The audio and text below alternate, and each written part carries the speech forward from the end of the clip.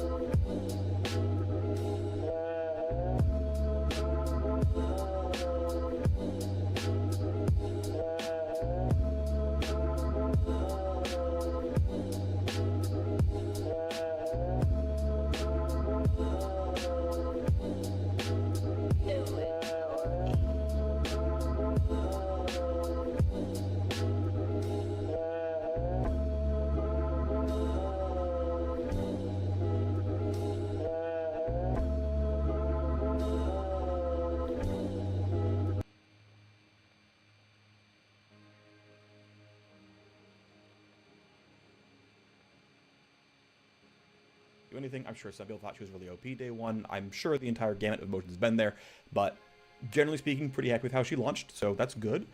Next patch, we will do some small QOL stuff if we see anything. Plus, of course, any tuning as needed. There's a decent chance we nerf her in 23 or 24, probably. But we'll see what happens, right? If she stops at 47% win rate in every elo and stops climbing, we'll probably leave her there, even though we think she's probably OP long-term. If she's chilling at 47, we're okay. If she maintains a player base, and of course, if she's overly frustrating or something, or needs sharper matchup tables or something, then sure, fine, whatever, right? Let's move on. Ambessa generally, I was considering making this video last week before she launched. I never really found the drive to do so and spend the time on this one. But I want to talk about, because I was involved in the process here, why Ambessa has some of the things that she has. So I'll somewhat first need to add a new mechanic to get in the average champion. While that's the how can locker 4 kills would now never give him bounty. It's only because he only died twice beforehand that he got out of the negative and got a bounty on his head. Now, you might still think, which is Aurora is getting a patchwork set of changes in this patch.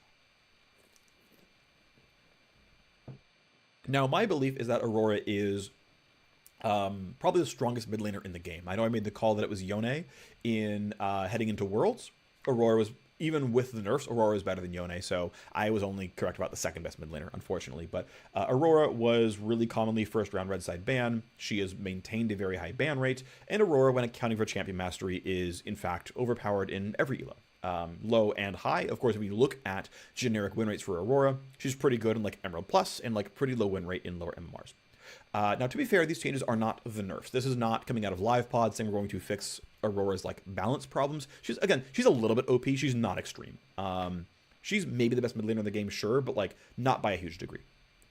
Now, anyway, this is work being done by her champ designer to try to align her strengths more with the goals. So this is more or less a direct quote from his goals when he emailed out the first round of changes before all the iterations, but this is to make her more of a medium difficulty mage. This is not to make her Lux by any means, but also not trying to make Quay or like Azir here.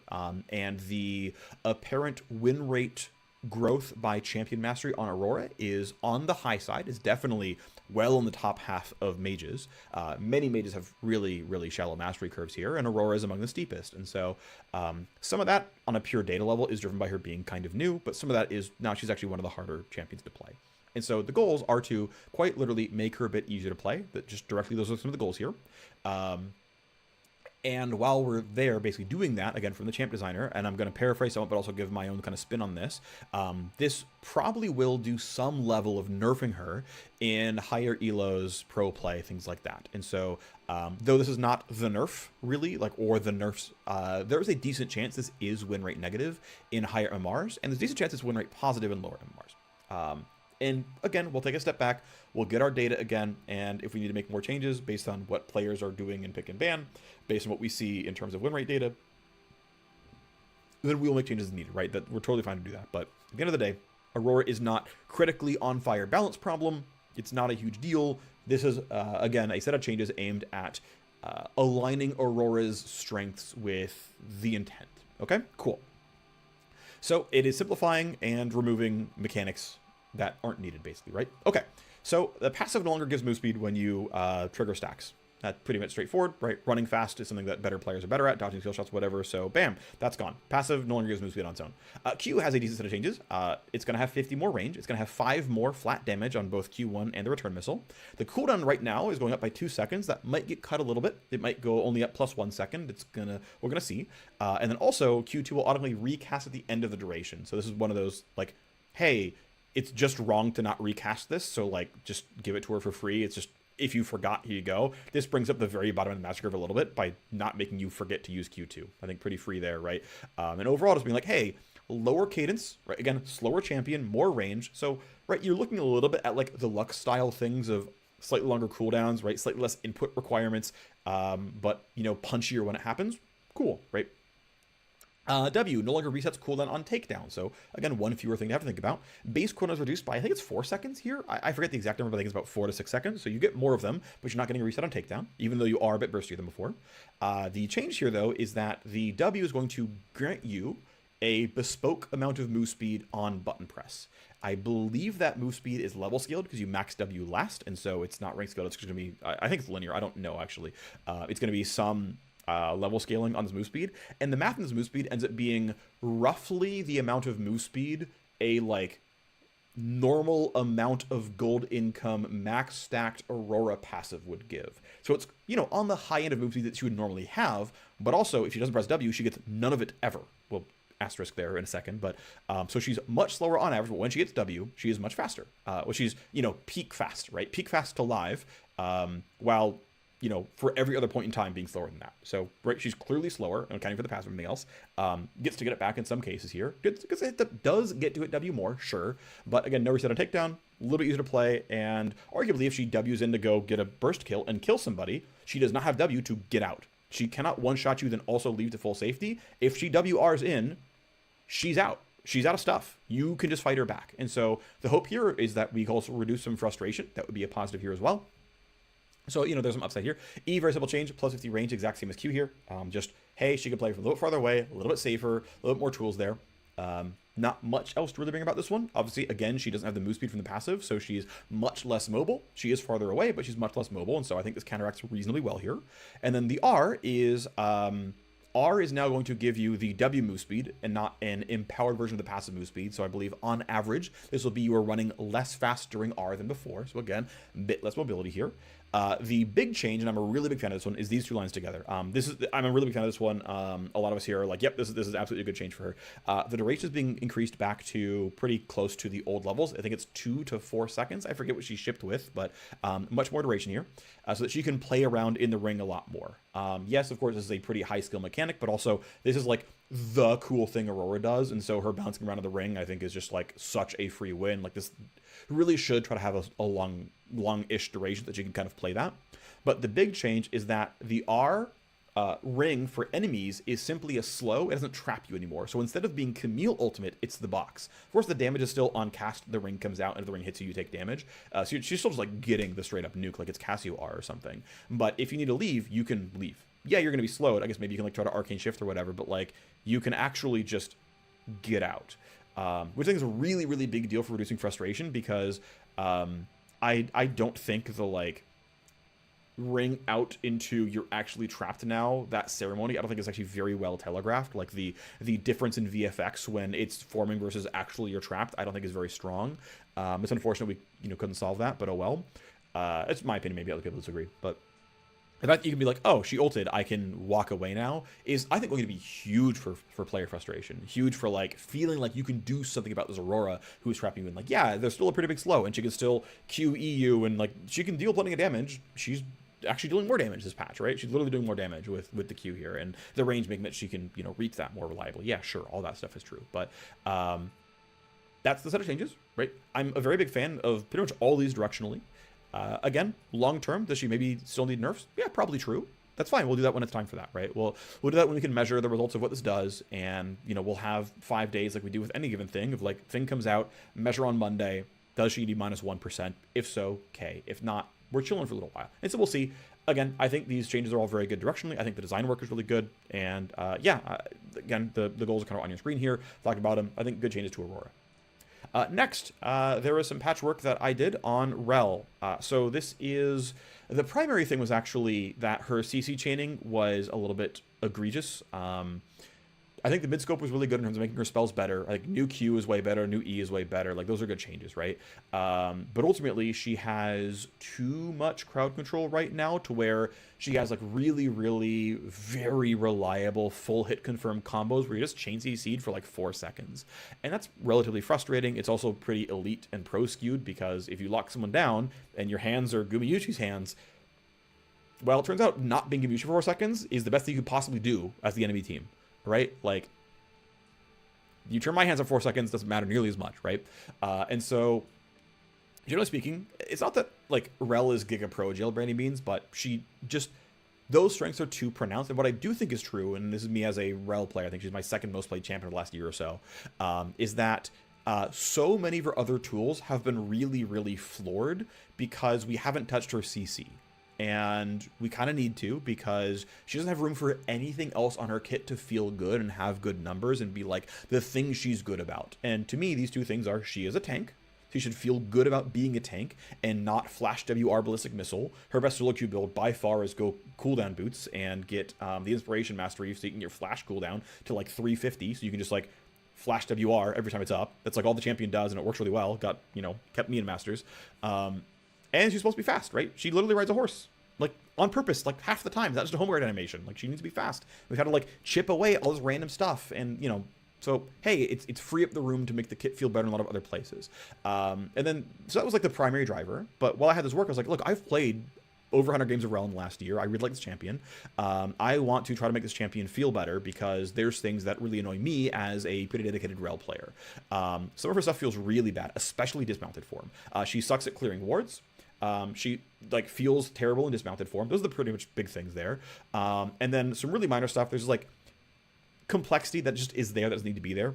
I'm a very big fan of deleting mechanics that they just don't do anything. There's I'm gonna try to say an adage here, and it's like, if you need to nerf something to the point where those numbers are no longer relevant, why is the mechanic even there? And so that's kind of how I feel about this kind of stuff. And so there's a number of mechanics on E that's like, yeah, these are here, but why? And so I basically just simplified E. It's still like the same spell, but just is easier to read because half the mechanics are barely there and just don't need to be. Okay, so what are the changes here to Rel? Okay, well, we've nerfed her crowd control in almost every single situation. The Q stun is reduced by 1/10 of a second. It's from 0.75 to 0.65. The W crash down was actually only using the knock-up type of crowd control. So you'd be knocked up for 1 second. You were done like with the actual, fly into the air, then land, and then skid as the target, not as Rel, within like about 1/3 of a second, but you were stunned or you were disabled in type knockup for the next 0.6, which means tenacity did not affect Rel W. Well, sorry, the crash down didn't affect crash down because it was a 1 second knockup that, again, you were done being knocked up, but it doesn't end it. It doesn't remove the knockup on the end of the move. It just says you're still knocked up and unable to act. And so I broke that apart into a 0.4 second knockup so that the animation can finish playing. And that is overlapped with a 0.8 second stun. So that if you have tenacity, if you have 50% tenacity, that 0.8 becomes 0.4 and ends the same time as a knockup. If you have 90% tenacity, it's still a 0.4 second knockup. This is what I believe is the correct way to do these layered CCs, where there is an animation but also a stun, is start the stun at the very beginning, unless there's a special reason not to. I'll get to that. Actually, I'm not. But there are some reasons why you would tack a stun at the end instead. Mbessa R does this for a very specific reason, so she can act first, because it's an ultimate and she's allowed to be biased in an ultimate. But like in general, if you have some kind of displacement plus stun, I think you should usually start the stun at the start, so that tenacity works the way you expect, which is crash down stuns for 0.8 seconds. If I have some percentage of tenacity, I should actually drop the CC duration by that actual factual percentage, right? So the 0.8 seconds starts when it hits. Okay. Mount up, that one actually was coded fairly. It, however, was a 0.4 second knockup or overlapped with a 1 second long stun. That spell does not need to be a 1 second long stun for how reliable it is. And so that stun is 0.6 seconds long. That is a substantial decrease in CC duration by 40%. That is a pretty big deal. And so Q and both Ws have been dropped by a very meaningful, 15 to 40% of the total CC durations, plus the fact that Crashdown now actually respects tenacity in a fair way. Obviously, this is pretty meaningful. We actually expect this to not be that much win rate overall. A lot of times, like Crashdown into Q, though it was a hit confirm, you were often wasting a lot of the CC duration. What this means, though, is that Q into Crashdown is flashable. If she Q flashes you, you can flash before Crashdown hits you. If you don't have tenacity, Mount Up Q does hit confirm. If you have any tenacity, Mount Up Q no longer hits confirms. Crashdown hit confirms Q if you hit with the end of Crashdown, and they have low tenacity.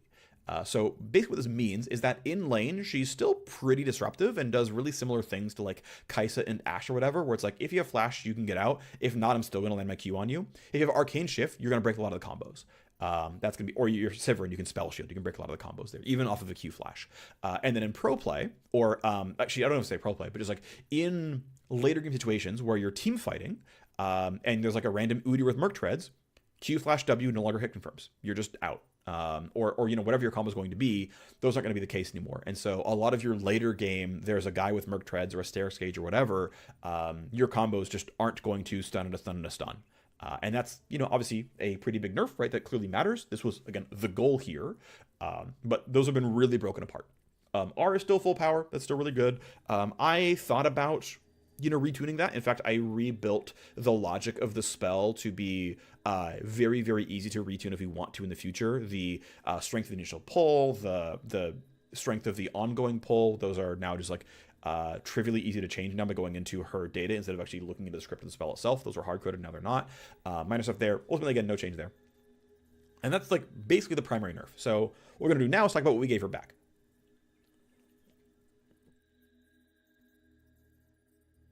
So this is basically the primary like reshape of where are your strengths coming from. So we're going to start with armor magic resist, right? So her total resists are different now in several ways.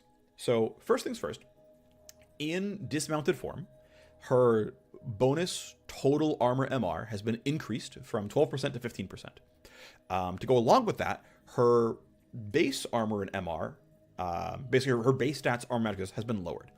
The math here says that while you are dismounted, you are basically normal tank levels of durable. But also, if you still resist from passive, or get more resist from items, you are tankier than most tanks in the game on at least a resist perspective. Per point of gold, of course. So, okay, while you are mounted, you are, in actual practice, tankier than most tanks per gold.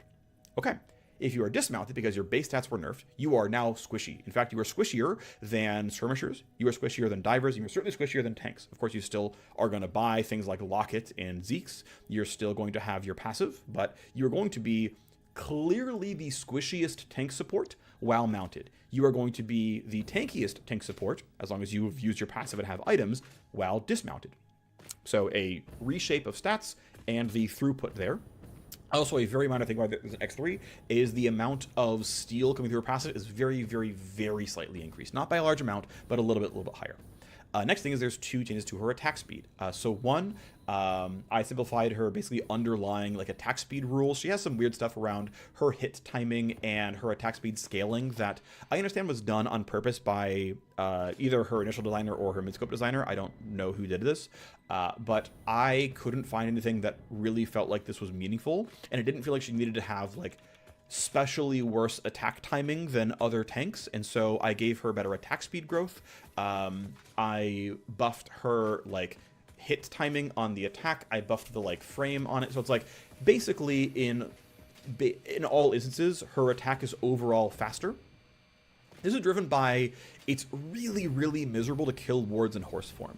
Because of course you have to walk around the map in horse form because you're faster there, but you have no attack speed and your attacks feel like ass when you're in horse form. And so I was like, okay, well, you're not going to be Nautilus levels of slow. No one's Nautilus levels of slow. Sorry, Nautilus, you're special here. He's just intentionally very like laborious. That's just part of his design. But Rel, I'm like, okay, well, you can just be like generically okay at this. Tarek's still going to be better. Leona's still going to be better. Enchantment's still going to be better. Like, that's fine, but like, let's just not be horrible. And so, of course, in horse form, she is like okay-ish attacks, and it should be noticeably better to clear out wards. Not by a huge degree. It's not gonna be like, oh my gosh, the champion saved. It's like, this felt bad. The other change, though, is actually I have slightly decreased the attack speed gained while dismounted. And that's because the value of attacking has gone up, and a lot of other things have been changed about mounting up as well. So we'll talk about that a little bit later. Dismounting. So the passive, as I mentioned earlier, the amount of resist stolen from the passive is going up a little bit. Don't get your hopes up, it's not huge, but it's a small increase so that at least you can steal always at least one armor MR instead of it starting at 0.8. Again, it's very small, but it's a bit more. The other change is actually she's doing bonus on hit damage. Now, on hit damage is just simply a % of her total resists. What that means is, oh, I'm stealing resists by using my passive. When I'm dismounted, I gain attack speed, and I get bonus armor MR when I'm dismounted. Oh. So this whole passive loop is, let's heavily reward stealing more resists, using them better on myself, and now I'm using that attack speed to even deal more damage with it. Now, to be clear, this is not a very large increase in damage. This is not meant to carry a lot of win rate. It's meant to kind of complete the loop on what dismounted form is about, which is taking a meaningful amount of resources away, empowering yourself up with them a meaningful amount and like using that to drive a fair bit of dueling. Now, the first version of these numbers that we playtested made her just able to completely scrap with anyone. If there's any fight, you just dismount and right-click the AD carry and you just win. So the numbers might look a bit conservative. Trust me, it's actually pretty strong. Turns out when you steal 5 armor MR from the opponent and then deal, I don't know, like 9 extra damage per auto attack, it's gonna be less than that. But you know, deal a meaningful lot of extra auto attack damage, and you have the highest attack speed in the game of that lane. You know, unless someone's got like Tristana Q on. Turns out you have a really, really, really good dueling when you also have the highest resist in that lane because it's just on forever. So these numbers might look pretty conservative, but it really does have a meaningful throughput. You absolutely have really good dueling while dismounted. I moved the E passive to the W. Because dismounted W has a passive saying you're slow and you gain bonus armor MR and you gain attack speed. Mounted W has a passive, but it's held on the E. Technically, this means that, like, I think it was done on purpose because it meant that Rel didn't have a, like, meaningfully inflated move speed at level 1 by learning W. Ultimately, I did other changes that got around that, and so it's just on the W. When you're mounted, you get bonus move speed. In fact, the bigger change is that you get bonus move speed flat out. Instead of it being some move speed when you're out of combat and then halved when you're in combat, it's just, here's some move speed. Now again, because I nerfed her base stats, she is the squishiest tank in the game when dismounted. She is also the fastest tank in the game when dismounted. And then similarly, she is the tankiest tank in the game when dismounted. She is the slowest tank in the game when dismounted. There is still functionally less move speed when dismounted, but it's different now. So Rel is no longer self-slowed by 10%. Now, she does have 315 base move speed. For comparison, Nautilus is 325, so she is the slowest champ in the game by 10 move speed. Flat out, basically. There's not a champion slower than her when she's dismounted. So 10 move speed does make her the slowest champion. However, I will promise you, it feels so much better than being slowed by 10. Actually, maybe it's down by 15. I forget. Maybe she has 310. Whatever it is. It doesn't matter that much. At the end of the day is, that's different from being nerfed by 33 move speed, and then more based on what else was going on, because it was a percentage base, right? It was 33, but then if you had boots, it was like 38. This feels so much better. Now again, you are still kiteable, right? Dismounted Rel is slower than every other champion, unless she has boots or whatever going on, presses or E, something else like that.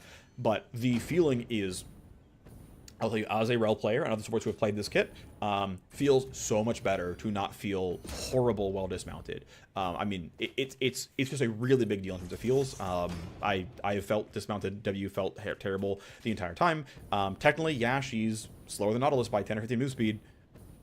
This feels so much better. Like, and the fact that you just are better at scrapping than everyone else while you're doing this, like, to me, it feels like, oh, when I'm dismounted, I feel good because I'm clearly tankier, I'm a little bit slow, but I win every 1v1. Okay, I'm mounted. I'm clearly the squishiest champion, but I'm also faster than everyone. I'm as fast as burrowed Rek'Sai. Like, let's go. Yeah, so it's basically just like, it's moving the situations around. And that is basically what the W is about, right? It is to more strongly play up what those roles are doing, giving them a meaningful downside and giving them a meaningful upside. And the hope is that the downsides don't feel terrible. I don't think dismounted move speed feels terrible. I think mounted durability feels fine, because if you're mounted, you're expected to get out a lot of the time. You're expected to be fast. You're not meant to sit there tanking while mounted because your stats just aren't that good. And I think players can drive that. This is not like meant to make Rel easy necessarily, though we think the fact that dismounting doesn't completely crush you is going to make her a little bit easier to play so you don't misplay as hard. But yeah. Then the minor thing is the E themification, right? So again, the passive with the W. Nothing much to say about that. It's just pretty easy. The bigger thing, though, is the E move speed no longer ramps up. So keep in mind, the E move speed on live ramps up from 75% effectiveness to 100% effectiveness over 2 seconds. And the buff lasts 3 seconds. So, your 20 move speed buff would be a 15% move speed buff. And that 1 second, it was a 17.5% move speed buff. And then at 2 seconds, it's finally a 20% move speed buff. And it's like, why are we waiting 2 seconds for 5% move speed? Why is this here? Why are there these other numbers to upkeep and whatnot? That seems very silly. And so I'm like, it's just move speed. Like, we still keep the going forward, going back, because that's actually very relevant. What I found was that mounted Rel could press E and run away. Or sorry, unmounted Rel could press E and run away, and she was way too fast. Like, I tried a version where it was just like, 20% move speed or 25% move speed or whatever. I was like, nope, this is clearly unacceptable. The running away move speed is nerfed in most contexts. It is a flat 10% move speed while running away. That's not terribly fast, and it means that unmounted Rel will occasionally outrun a Leona sometimes, but it's a pretty short duration buff with a moderate cooldown. She's generally not outrunning people. Of course, her running forward move speed is very, very good. And one thing I want to point out, though, is because this has been front-loaded, right, because the move speed no longer scales with rank, it is very, very strongly encouraged now that every Rel will max W. Most Rels already max W. Thing is, W's rank ups were ass, and so it was actually always correct to max E on Rel. Most players didn't do it, even pros, weirdly, but it was like, if you actually read your tooltips, you would know you should clearly max E. And that's why like a lot of our nerfs to Rel, because I did most of them, was nerfing the E rank up, because it was like, oh, players getting trapped by like not playing their champion correctly. And so we just loaded everything on W, because like W feels like the obvious button. Basically, it's the kind of thing where I just don't think when you look at Rel, you're like, ah, yeah, I'm playing a tank, I'm gonna max the short-term move speed buff. It would be like maxing trample on Alistar. It's like, that doesn't make sense. Why would you do that? Like, that doesn't ring as intuitive. Or like maxing rocket jump on Tristana, right? Even if it was like mathematically correct, it doesn't fit the champion. And so I just like, yep, it's all on W. You're clearly maxing W. In fact, the passive move speed on mounted W is a rank up on W, not a level up incentive on E. So again, it's heavy simplification. What this means though is that the rank ups are cooldown, great. Cooldown incentives are very easy to understand and grok, and you totally get what you're getting out of that. And you feel good about leveling them up, but you don't feel like you have to rush this. And I moved the damage over to be exclusively max health damage. I always find it really silly when spells have like 10 damage on them. It's like, why is this here? Especially if you're not going to max this. Like, I can understand if you like, oh, it's a total AD ratio. Like, I think Vi E has 0 base damage because it's like 110% total AD, and it's like, yeah, sure. It has 0 base damage, but really has like 85 base damage, right? That's fine. But this is like, no, it just, you press E, and then you have an explosion that deals 10 plus some number, and it's like, why are we doing 10 plus some number? And so I just moved it to say, it's max health damage. The damage is increased. She's generally slightly better at killing a tank. Right, and I mean, this is the entire champion, right? So she's like actually scrapping with things. She's shredding armor MR. We've basically increased her max health damage. Congratulations, hooray! Rel is a little bit more threatening in late game fights because when she's fighting the level 15 Udyr, that hit's gonna do like another 3% or 4% max health damage, which is clearly better than the 40 base damage it had. So, yay! Basically, again, simplification. So E is a simple ability now. It's got a cooldown. It's got a mana cost. It buffs her and a teammate. Her next hit does max health bonus damage. That max health is an AP ratio. And she and her teammate get bonus move speed when they run towards enemies or each other. And it gives less move speed when they're running away. When they're, not meeting either of the other conditions. Not much else to say there. It's a more straightforward ability. It doesn't ramp up with weird numbers. There's not some vestigial like 25 base damage somewhere. And you get a cooldown rank up because I think cooldown rank ups are really safe and just, generally speaking, worth having. And what I hope is going to be true here is that now we have space to balance Rel, and we can just kind of move numbers around and actually feel good about them because we have the space to do so. End result is, we think, pretty close to win rate neutral, somewhere between plus or minus like 0.7% win rate. Not a huge amount here. If she's a little bit OP, that's fine. I feel like we have the room to nerf her in ways that aren't going to make the champion feel bad, so excited about that. Okay, final set of changes for this patch is a patchwork on Smolder. The goal is to get him out of pro jail. We had to really, really brick Smolder for Worlds. He still got played a decent amount. No, Smolder has been one of the most popular champions, and it really sucks when we have to pro jail them. There are some champions, by the way, who are like not very appealing, and so them being in pro actually kind of saves their like popularity. Smolder is just popular on his own because he's really like awesome champion. Even now, who's like pretty weak, is still like an incredibly popular champion. So get him out of pro jail, and I mean, I expect Smolder to be like a perennial like top 5 pick rate. Like, you look at what you see out of like Kai'Sa and Jhin and Jinx, where like these champions are and Caitlyn and Ezreal, like those are the top 5, which is like they're always popular, and just one of them cycles into first place in popularity because just they're the most powerful for the time. I think Smolder is going to be in that echelon.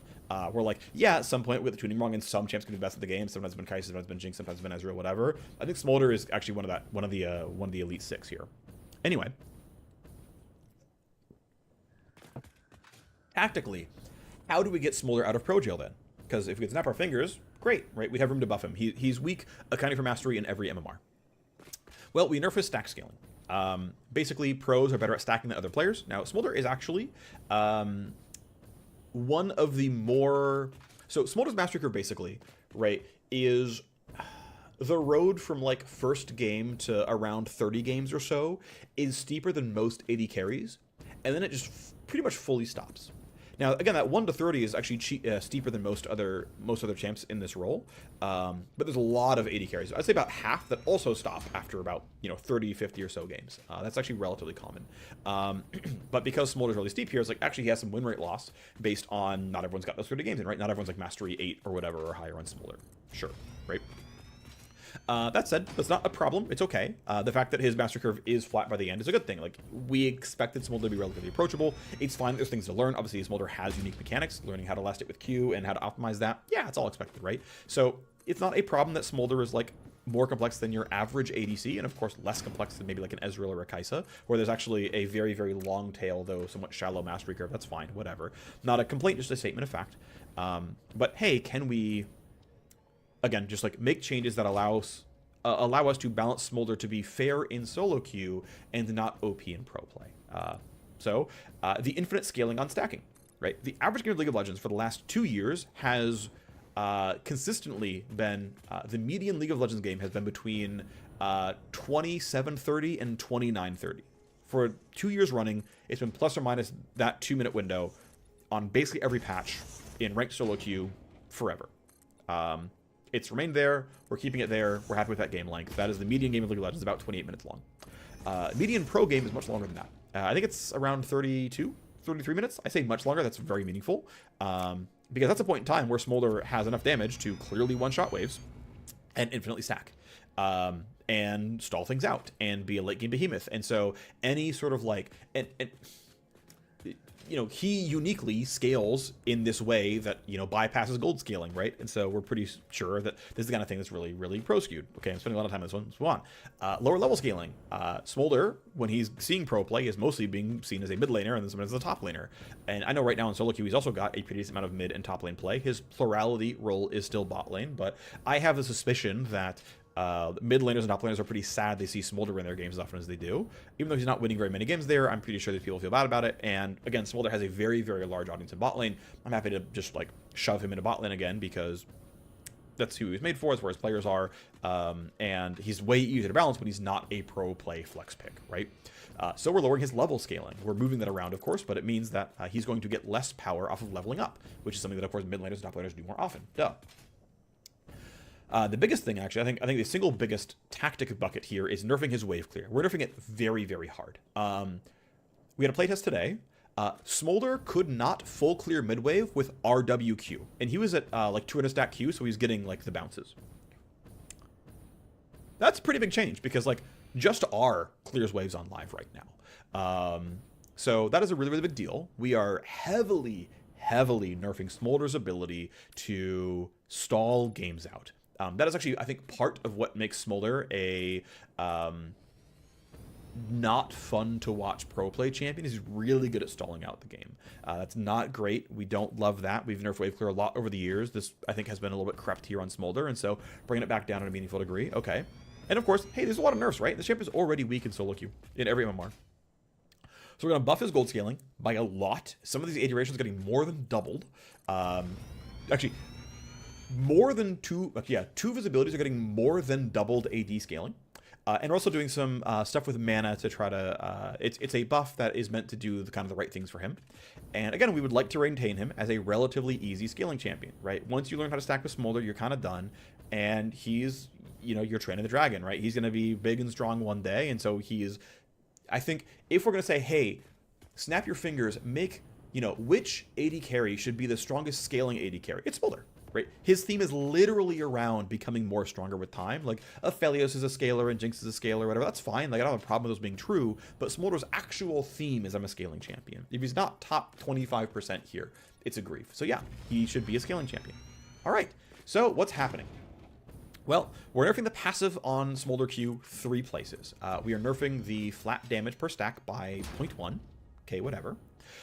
We are nerfing the blowback in 2 places. One, we're nerfing the number of missiles coming out of it by about half. So it's, I believe it's 3 missiles exactly at 125 stacks, and then every 125 afterwards is +1 missile. Before it was every like 67 stacks you get 1 missile. It's not a very big deal. It doesn't really do that much, but it's just like kind of easy a place to take power away from. The bigger one though is on the blowback. The damage on blowback is being cut from 3/4 to half. That is a really, really big deal. I think carries a lot of power, a lot of teamfight power, a lot of frustration, and doesn't carry a lot of satisfaction. At the end of the day, when you're playing Smolder, like your Q explosion will one-shot the melee minions, and then we just expect you to press Q a second time to kill casters. That's fine. If your Q isn't enough to kill the melees, okay, you have to kill them with 2 Qs instead. Basically, we're just going to say, you've got to kill casters yourself, you've got to go cast your 3rd Q. That's definitely real and happens to his wave clear. It's fine.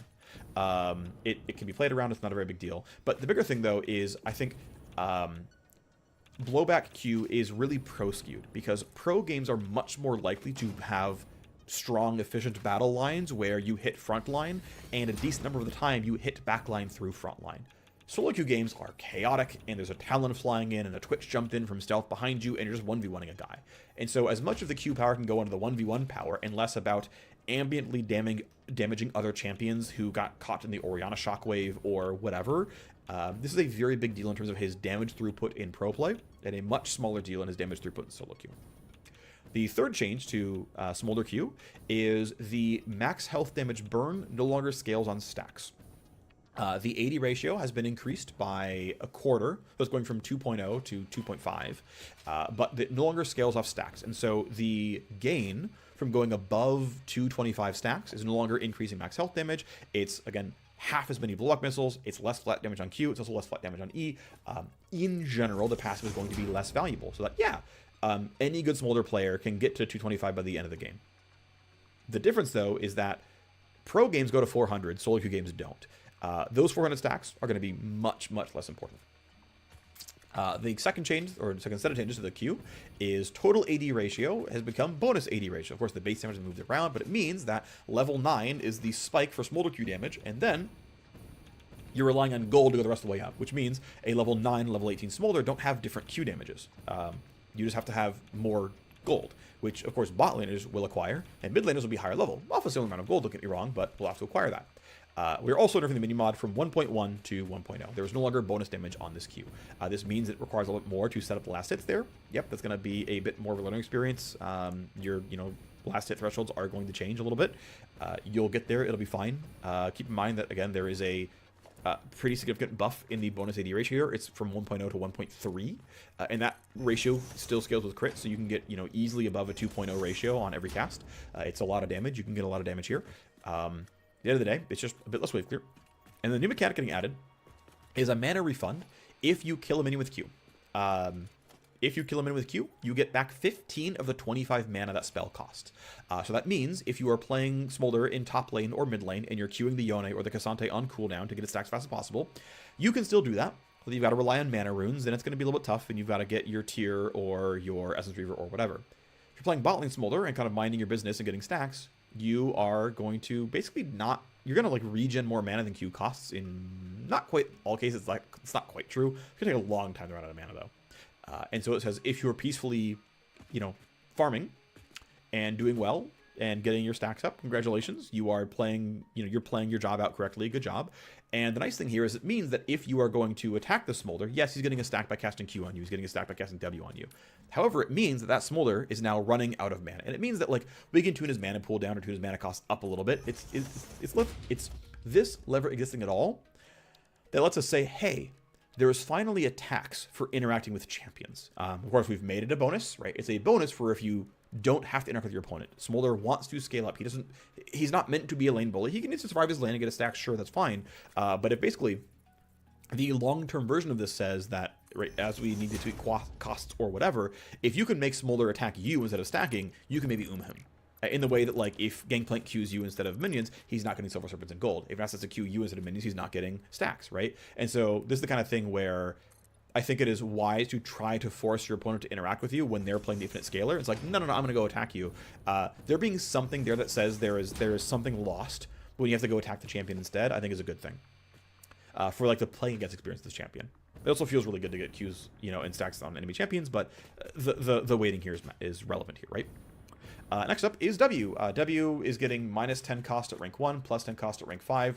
Basically, this is just here to say that as Smolder, trying to proactively interact with your opponents with W is there. Congratulations. Not much to say. It's just the cost will be low enough that you can feel good about trying to harass, and it's actually kind of correct to press that button sometimes. It's basically a feels positive thing. We nerfed the minion mod on W from 140% to 100, so it just deals full damage to minions. Also shifted the damage very, very heavily. Instead of the damage being mostly in the missile and then very lightly in the explosion, it is split 50-50 in the missile and the explosion. Without a minion mod here, it means that you're doing a lot less damage to minions with this spell. It is a lot less damage to minions. It is a very, very big drop here. In some cases, as little as half as much damage. Now, the change, though, is that the total AD ratio of the spell is being changed from... the combined bonus AD ratio of the spell is getting shifted from 0.5 to 1.2. It is a very, very large gold scaling increase. I expect his core build to be Essence Reaver Shojin. It's, good haste, get some mana, but, go get bonus AD instead of going Trinity Force Mana Immune. It's go crit AD because, again, crit multiplies your buffed AD ratio on Q, buffed AD ratio on W, substantially so. Shifted more towards building slightly squishier high AD caster items and not into, Trinity whatever. A minor thing here, by the way, on the passive burn, AP ratio removed from the passive burn. So, AP ratio gives you W explosion damage and R, and, that's it. So AP Smolder is gone for now, basically. It won't be good. So the Leandry's tech is gone for pro flexibility. But yeah, really big buff to the AD ratio here. Not much else to say. That's basically the shift. Otherwise, W is kind of the same spell. E change is much like W, getting a massive buff to its AD ratio. It is getting changed from 0.1 total AD per stack to 0.25 total AD per stack. So a 2.5x AD ratio change. This is a 2.4x AD ratio. So really, really, really substantial buff to the gold scaling here. This is 1.3x, of course. The stack scaling is getting plus or minus. So what's shifting here is the flat damage per stack is getting dropped from 0.2 to 0.1, but the number of shots per stack is going to 1 per 100 instead of 1 per 150. And so you go from 5 to 6 to 7 shots a little bit sooner. Again, the AD ratio has been more than doubled, and so the AD ratio per stack has been even more than doubled. It's been tripled or close to quadrupled at this point. The base damage has been adjusted to kind of make room for this, but at the end of the day, E is just clearly a better spell. And the end result here is that, a full duration E will do about as much damage as other spells. Now, you're still not attacking for the, 1.5 seconds or 1.25 seconds this thing takes. But of course, you also get to move during this time. So, yeah, you're losing an attack, but you're also gaining a bunch of mobility. So the end result is that E deals about a full spell's worth of damage, which should make it actually worth using a bit proactively. We could buff this further, of course, down the line if we need to. That's a real possibility. It's just, I'm always afraid. I'm like, can I buff this by triple? That seems extreme, even though maybe I could have been able to do that. I just was a little bit afraid, and E is only up to the level of it's one spell. Again, maybe it should be higher, but that's where it is right now. As again, shift to attack scaling, I'll stay here. And then the final set of changes are to the R, right? The minion mod is 50%. So R, of course, sweet spots, and it sweet spots for 1.5x damage. And it was basically trivial for Smolder R to do 780 damage to the minion wave, which meant that the casters were clearly dead, the melee minions were very, very low, and then W was, of course, trivial to land. And so W, with its, pretty high base damage and 1.4 minion mod meant, of course, if Smolder R W'd, the entire wave was dead. R deals half damage to minions, flat out. That 800 damage is now 400 damage. And that's, a pretty late game Smolder R. So that's substantial less damage here. Again, the W getting dropped from 1.4 and the damage being moved in the explosion. Big nerf there, of course, as well. Q, the 1.1, minion damage ratio, that's being dropped to 1, as well as the blowback getting cut by about a third as well. It's a really, really big nerf to his ability to wave clear. The primary nerfs are your wave clear is much, much worse. Your infinite stack scaling, which doesn't exist in most solo queue games, is much, much worse. I basically pegged the numbers I chose for the burn, just to talk about some numbers real quick, is 225 3-item build Smolder is almost identical. But if you build high AD, it's better than before. Of course, if you are really, really high stacked, it's worse than before. But if you shift your build over to high AD, you're going to be having a better burn. You're going to be having just strictly higher spell damage on Q, W, and E. R is unchanged, aside from, I guess if you built more attack damage, you have stuff there. There's a very, very minor change, which is buffing the rank 1 and rank 2 cooldown of R to be a flat 120 seconds. I think there is definitely a time and place for longer than 2-minute ult cooldowns. And in a world where Smolder was infinite wave clearing, yeah, it's a really good reason to knock something down. But now that's not really abusive on minions anymore. Congratulations. You get a, like, still fairly long for an AD carry, right? Most AD carries have pretty short cooldowns, and let's... Whatever, Smolder's is 120. It's not a long time for AD carry. Jinx's is shorter. Ezreal's in practice is shorter because of his Q. Draven's is shorter. Whatever. Pretty sure Draven's is shorter. Pretty sure. Anyway, whatever. Point is, the goals here, right? The tactics here are meant to retain Smolder as a scaling champion. He is now caring much more about his gold than his stacks. And to be fair, I think like, these gold ratios aren't even like heavily pushed. Like they are pretty good gold ratios, but they're not the most extreme things you've ever seen. There are champions who scale with gold even sharper than this. And so this is like putting Smolder up to a pretty good spot here and just, yeah, picking numbers that I think are reasonable, that like very clearly shift what we're doing. We're all pretty aligned here internally that like this should do pretty well at reducing pro skew. These tactics make sense. These goals make sense. And if, look, the end result is that Smolder's underpowered. We can buff him, and with our fingers crossed, are pretty confident we're not going to inject him back into pro play with, you know, fairly straightforward buffs. So if we get it wrong, we can get the tuning right. It's okay. That's not hard. The point of these changes, again, are the shape to make this champion balanceable for solo queue for the average player. That's it. Thanks for watching. See you next time.